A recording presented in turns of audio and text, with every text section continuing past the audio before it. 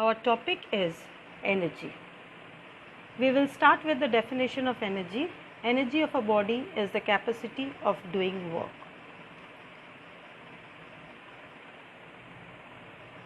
What is the difference between energy and power? Energy of a body is the capacity of doing work, whereas power is the rate of doing work, or the rate at which energy is supplied by it. Energy spent like work does not depend on time, whereas power depends on time. And there is a difference in the unit. Unit of energy is joule, whereas unit of power is watt. Now we are going to learn about the different units of energy. Now the different units of energy. SI unit, similar to work, is joule. We have done the derivation also before. 1 joule is equals to 10 to the power 7 arc. Next, a bigger unit, watt hour and kilowatt hour. Here we get kilowatt hour. Now the definition of watt hour is important. What is 1 watt hour? It is the energy spent by a body of power 1 watt in 1 hour. 1 watt hour is equals to power into time. This is energy. Energy, we have done this formula before. Power is equals to work done per unit time. It's the rate of doing work. So work or energy is equals to power into time. So here we get energy is equals to 1 watt into 1 hour. As it is the bigger unit, we have taken 1 hour and we get 3600 joule. Next comes kilowatt hour. Definition is similar to watt hour. 1 kilowatt hour is the energy spent on a body of power 1 kilowatt in 1 hour. 1 kilowatt hour is equals to 3.6 into 10 to the power 6 joule. Next we have calorie. It is the unit of heat energy. 1 calorie is the heat energy required to raise the temperature of 1 gram of water by 1 degree centigrade. Definitions are important. You have to remember the definitions. And the conversion. 1 joule is equals to 0.24 calorie. 1 calorie is equals to 4.18 joule. The fourth unit, electron volt. It is the unit of the atomic particles. The energy transfer in an atomic particle is expressed by electron volt. 1 electron volt is the energy gained by an electron when it is accelerated through a potential difference of 1 volt.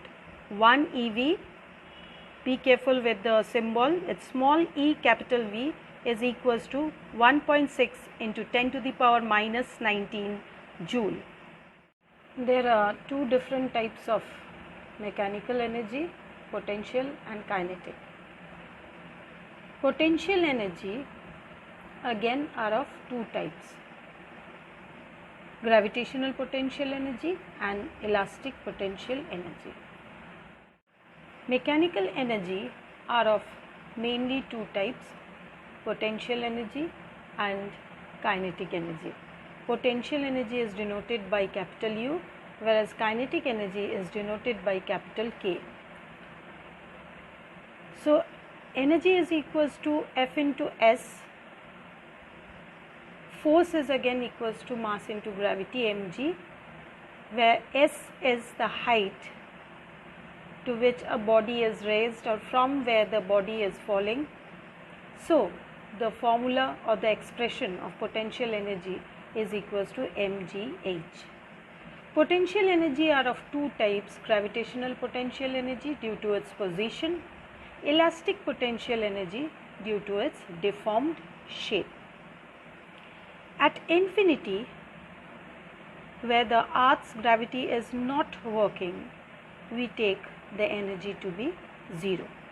Now from that point to a given point, when a body is brought, we take the potential energy to be negative, because it is against the work done is against the force, and that is gravity.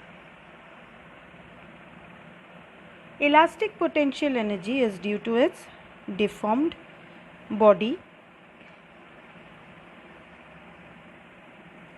deformed state due to change in its size and shape.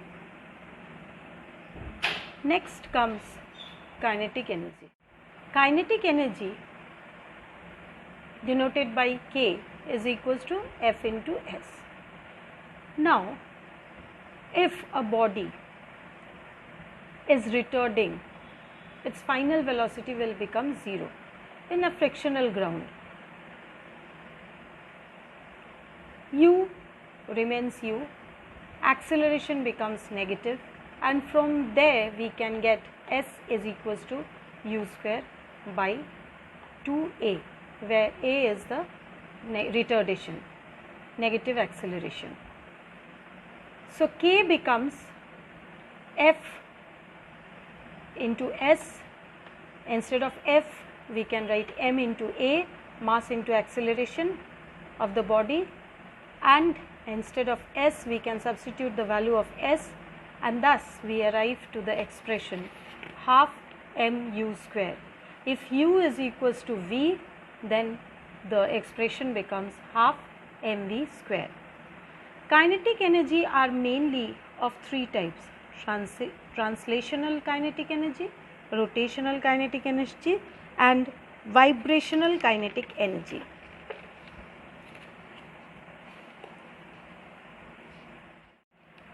When a car is moving in a straight path, or a freely falling body moving towards the ground has or possess the energy known as translational kinetic energy. Again, spinning top, rotating wheel, or the rotating fan possess rotational kinetic energy. If a string is clamped at two ends and it is struck, it produces vibration, and the energy possessed is called vibrational kinetic energy. Relation between kinetic energy and momentum. This derivation is important. Kinetic energy, relation between kinetic energy and momentum. We are going to derive the relation. Kinetic energy is denoted by capital K, momentum by small p. Kinetic energy's expression, we know it's half mv square, whereas momentum is m into v for the same body of mass m and velocity v. From here, from momentum, we can get v is equals to momentum by mass, p by m. By substituting the value of v in the equation half mv square, k becomes half m p square by m square. M gets cancelled and we get k is equals to p square by 2m, and then we get the relation p is equals to, or momentum is equals to, root over 2 into mass into kinetic energy. Let us take two bodies A and B. The lighter body A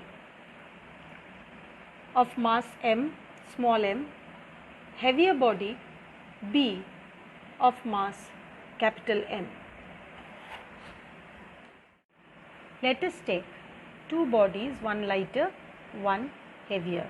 Let the lighter body A have a mass of small m, whereas heavier body B has a mass of capital M. Now, if the momentum is same, we are going to find the ratio of the kinetic energy. Kinetic energy is p square by 2m, the mass. So, for lighter body it is small m. For heavier body it is capital M. All gets cancelled and we get this m comes up.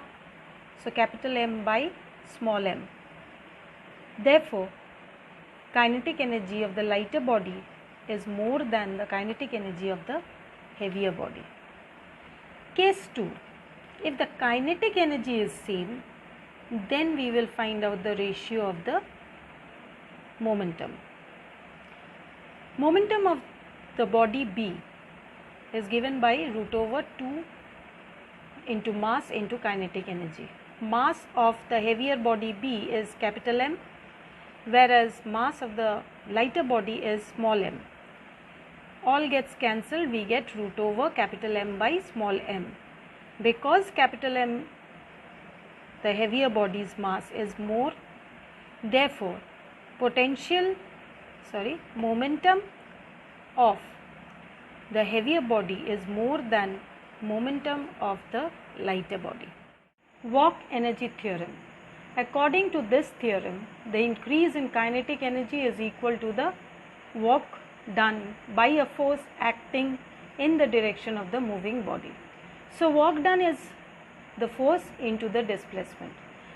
Now we are going to substitute the value of force and the displacement.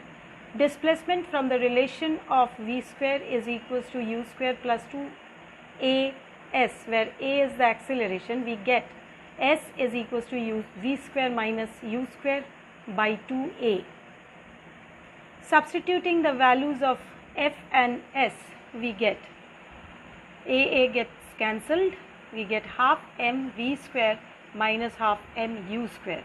Half mv square is the increased kinetic energy, whereas half mu square is the initial kinetic energy. So according to the theorem, we get increase in kinetic energy is equals to the work done. There are other different forms of energy and they are interconvertible. Like in loudspeaker, electrical energy is converted into sound energy. Microphone, sound energy to electrical energy. In a steam engine, heat energy is changed to mechanical energy. Glowing electric bulb, electric energy is changed to light energy. In washing machine, electric energy is changed to mechanical energy. Burning coal, chemical energy is changed to heat energy. Solar cell, light energy is changed to electrical energy. Thermocouple, heat energy is changed to electrical energy. In an electromagnet, electrical energy is changed into magnetic energy. Nuclear reactor, nuclear energy is changed to electrical energy. During these changes, some energy is wasted, and these unuseful energy which is used to overcome friction or it is changed into some other energy which is not desirable. This type of energy is known as dissipation of energy, which cannot be used is known as dissipation of energy. Conservation of energy for a free falling body. Here a body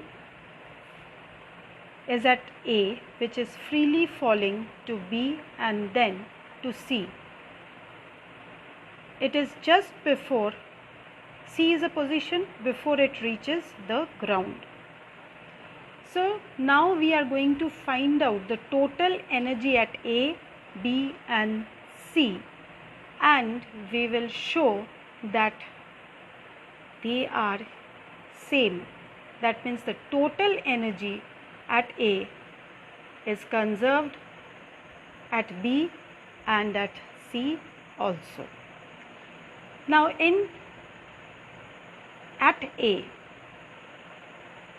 total energy is kinetic energy plus potential energy of the body. Because the body is just left, so there is no kinetic energy. Kinetic energy is 0, and potential energy is mg into the height of the body from the ground. Total height is h. So mgh is the total energy at A. At B, again the total energy is given by kinetic energy and potential energy. Kinetic energy is half mv square, whereas potential energy is mg h minus x.